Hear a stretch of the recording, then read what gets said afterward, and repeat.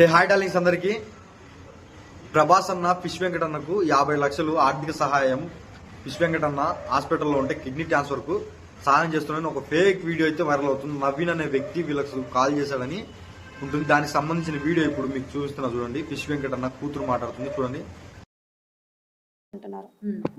దాని తర్వాత అది అయిపోయింది. మళ్ళీ తనే కాల్ చేసి ఇట్లా సార్ మాట్లాడుతున్నారండి, మాట్లాడండి అని చెప్పిండు. కానీ వేరే వాళ్ళు మాట్లాడుతున్నారు. తను కాదు మాట్లాడేది, అది ఫేక్ కాల్ అది. మరి ఎలా బయటకు వచ్చింది?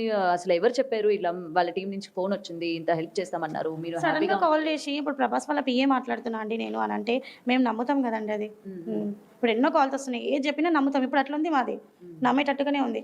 అట్లనే నేను నమ్మిన నంబర్ కూడా సేవ్ చేసుకున్న నంబర్ కూడా ఉంది నా దగ్గర. కానీ తను ఇంత ఇట్లా చేస్తాడని తెలియదు. ఇప్పుడు వచ్చేది కూడా ఏం రాకుండా చేసేస్తుండు. మళ్ళీ మీరు తిరిగి ఫోన్ చేయడం కానీ ఏమేమి చేస్తే అసలు కాల్ లిఫ్ట్ చేయట్లేదు, అస్సలు లిఫ్ట్ చేయట్లేదు కాల్. 3 days నుంచి కాల్స్ చేస్తూనే ఉన్నా. నిన్న కూడా చేసిన నైట్. అసలు ఏంటి, ఎందుకు ఇట్లా చేసినావు అని చెప్పేసి. ఇప్పుడు అయిన వాళ్ళనే కదా ఇప్పుడు ఇదంతా జరిగేది. ఒక పర్సన్ ఇట్లా మామూలు అయిననే అనుకుంటా, అట్లా చేయడం అది కరెక్టా ఎంతవరకు?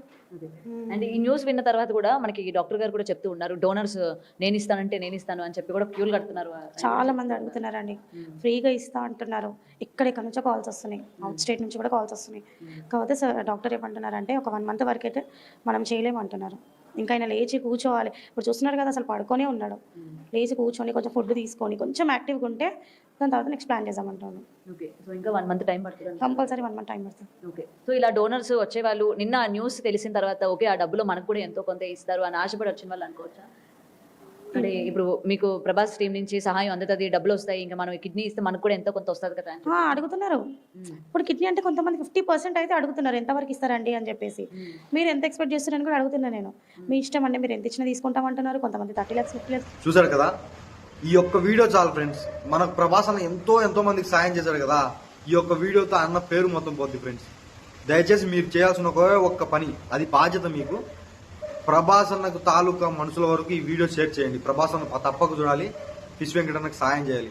ఎందుకంటే ఇప్పటిదాకా మనకు ప్రభాస్ అన్న ఎంతో మందికి సాయం చేశాడు, కానీ అవన్నీ ఎవరు పట్టించుకోరు.